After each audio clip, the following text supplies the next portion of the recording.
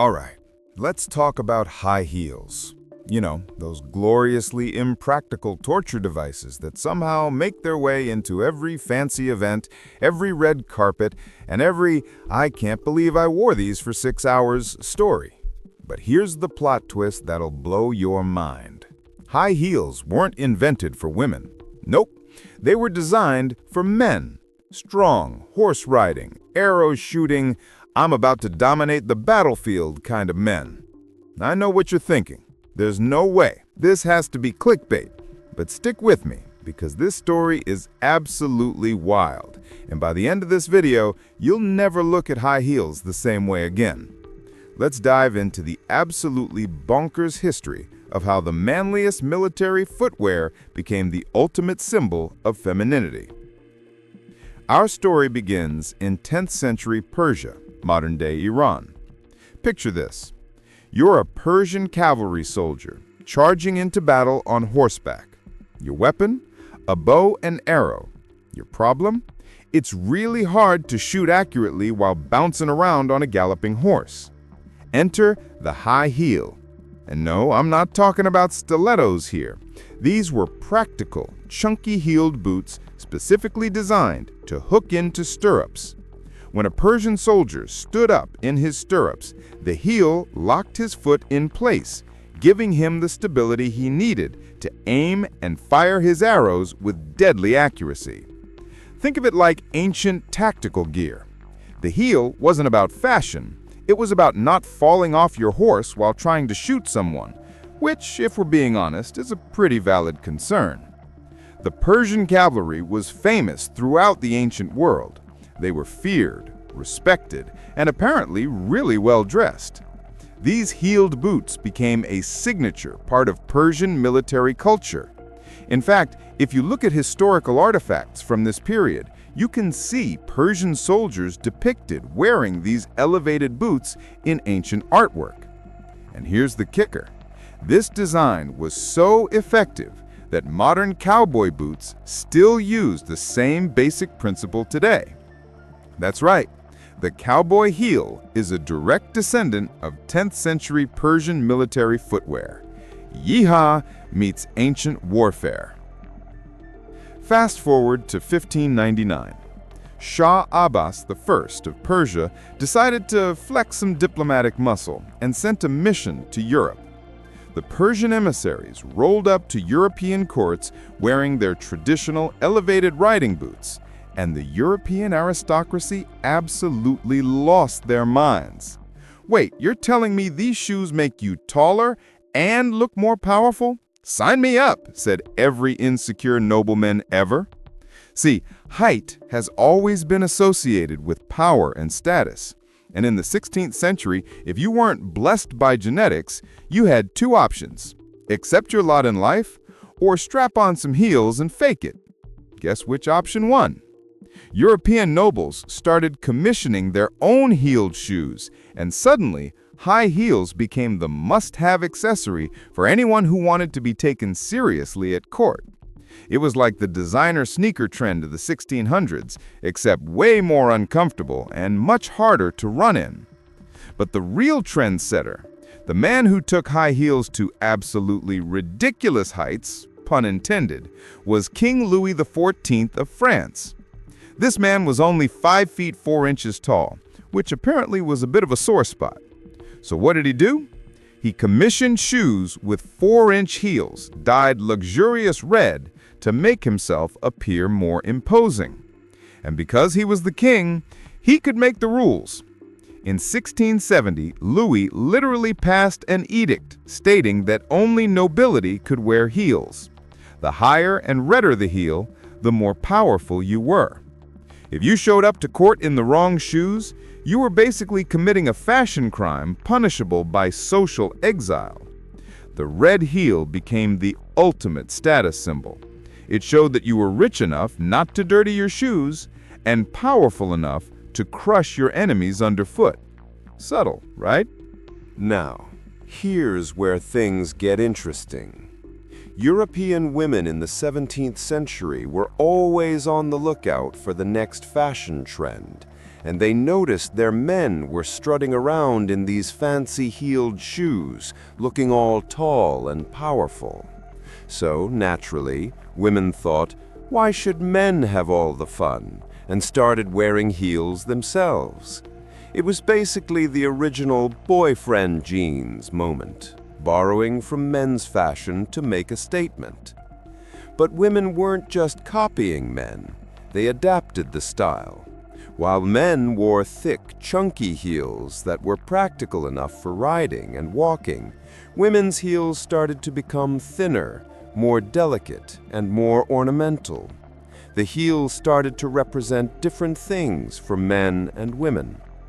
For women, high heels served a surprisingly sneaky purpose in the 1700s. Beauty standards at the time dictated that women should have tiny, delicate feet. Big feet? Absolutely scandalous.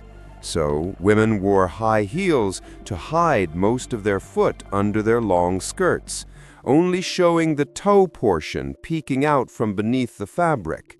It created the illusion of having impossibly small feet. Imagine going through all that trouble just to hide your feet. But hey, beauty has never been about comfort or practicality, has it? By the mid to late 17th century, heels had become so mainstream that society started to panic. Wait, we need to tell men's shoes apart from women's shoes. So they created rules. Men wore thick heels, women wore thin ones. Because apparently nothing says I'm secure in my gender identity like heel regulations.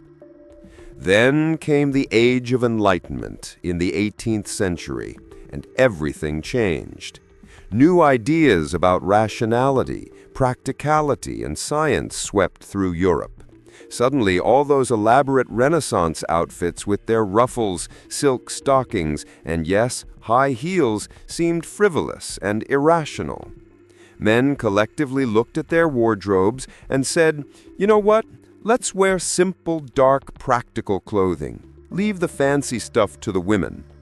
And just like that, around 1730, men abandoned high heels almost entirely. This moment has been called the Great Divide by fashion historians. It marked the point where men's fashion became associated with practicality and reason, while women's fashion became linked with decoration and emotion. Basically, men decided that caring about fashion was irrational and feminine, and high heels got lumped into that category. The French Revolution in 1789 put the final nail in the coffin for aristocratic male heels. Anything associated with the extravagant, out-of-touch nobility was suddenly dangerous to wear. If you showed up in red-heeled shoes during the Revolution, you were basically asking for trouble. But here's the thing. While fashionable men abandoned high heels, certain professions kept them alive. Cowboys, for instance, never stopped wearing heeled boots because they were actually useful for riding. Military officers continued wearing heeled boots as part of their uniform. The function remained even when the fashion faded. Meanwhile, women kept wearing heels, and the style continued to evolve. Throughout the 1800s, heels went through various transformations. During particularly conservative periods, heels practically disappeared, with women wearing low, practical boots. But then something interesting happened. The heel changed a woman's posture and silhouette, pushing the hips back and the chest forward. Some men found this alluring, and suddenly high heels became associated with female sexuality and eroticism. By the late 1800s and early 1900s, wearing heels became a way for women to signal femininity. It wasn't just about fashion anymore. It became tied up with gender identity and societal expectations. Then came the World Wars. During wartime rationing, materials like leather, silk, and rubber were reserved for military use. Shoemakers had to get creative, using materials like cork and wood for heels. Women working in factories wore practical, flat shoes. But as soon as the wars ended, high heels came roaring back. Pin-up girl posters created by the military always featured women in high heels, and this imagery spread throughout American and Western culture. High heels became linked with glamour, sexuality, and femininity more than ever before. And then, in the early 1950s, everything changed again with one revolutionary invention: the stiletto. Three designers, Salvatore Ferragamo, Roger Vivier, and André Peruzia, have each been credited with its invention, but whoever created it first changed the game forever. See, before the 1950s, heels had to be relatively thick because they were made of wood. They could only be so thin before they'd snap under a person's weight. But with the new steel molding techniques developed for aircraft during World War II, shoemakers could now insert a steel spike through the center of the heel. This meant heels could be impossibly thin as a stiletto knife, hence the name. The stiletto became an instant symbol of female sexuality and power, popularized by icons like Marilyn Monroe. By the 1960s, high heels were firmly established as women's shoes in the public consciousness. But wait, just when you thought men and high heels were done forever, they started making a comeback in masculine fashion. In the 1960s and 70s, rock and roll changed everything. The Beatles popularized Beatle boots with Cuban heels. Suddenly, it was cool for men to wear heeled boots again, especially if you were in a band or part of a counterculture movement. Then came the glam rock era, and performers like David Bowie completely shattered gender norms in fashion. Bowie wore sky-high platform heels, stilettos, and every variation in between. His alter egos, Ziggy Stardust, the Thin White Duke, made androgynous fashion mainstream. Bowie wasn't just wearing heels for shock value. He said they made him feel superhuman. At a time when homosexuality and gender fluidity were still deeply taboo, Bowie helped an entire generation learn to accept non-binary gender expression, and heels were a huge part of that visual statement. By the 1970s and 80s, rock bands like Motley Crue, Kiss, and countless others were strutting on stage in heeled boots. The Cuban heel, platform boots, and even stiletto-style heels became associated with a rough, rebellious rock and roll aesthetic. Elton John took it to the next level with his outrageous, glittering platform heels. Funk and disco artists wore heels. Punk rockers wore heels. Suddenly, heels weren't just feminine, they were a symbol of rebellion, confidence, and artistic expression. And let's not forget, cowboys never stopped wearing heeled boots. Bikers adopted heeled engineer boots after World War II. The heel never truly left men's fashion. It just got rebranded and repositioned in different subcultures. So, where does that leave us today? Well, high heels are still predominantly marketed toward women, and they've become deeply embedded in ideas about femininity, professionalism, and sexuality. Women wear heels to job interviews, weddings, dates, and formal events. There's even been workplace controversies where women were required to wear heels as part of dress codes, which sparked debates about gender discrimination and bodily autonomy. But here's the thing. Fashion is becoming more fluid and inclusive.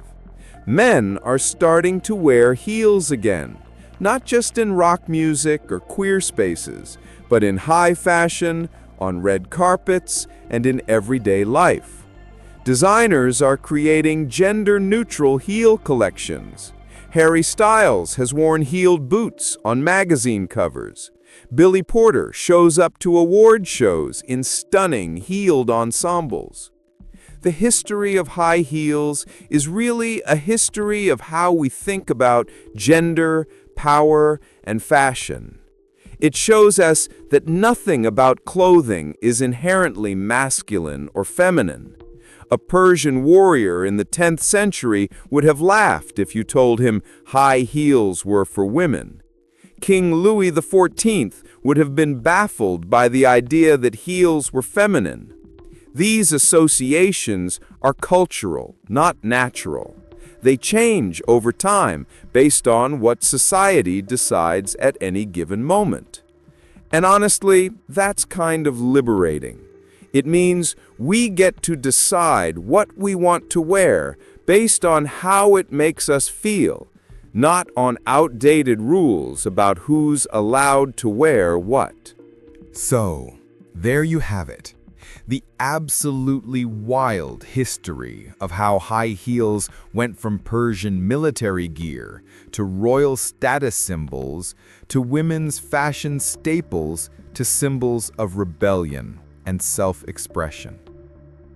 The next time you see someone rocking a pair of heels, whether they're a woman in stilettos, a guy in cowboy boots, or anyone in platform shoes, remember that you're looking at footwear with over 1,000 years of history.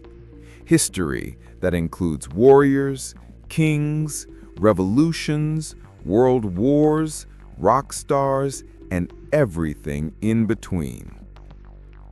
High heels have been on quite a journey. They've been masculine, feminine, practical, frivolous, powerful, sexual, conservative, and rebellious. They've meant different things to different people across centuries and cultures. And that's what makes fashion history so fascinating.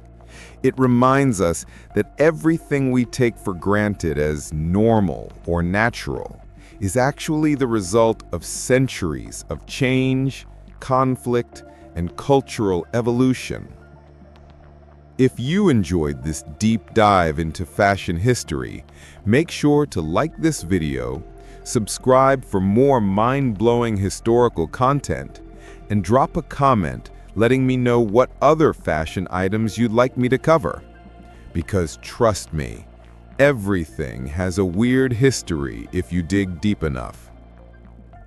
Thanks for watching, and remember, never let anyone tell you that you can't wear something. History has shown us that fashion rules are meant to be broken.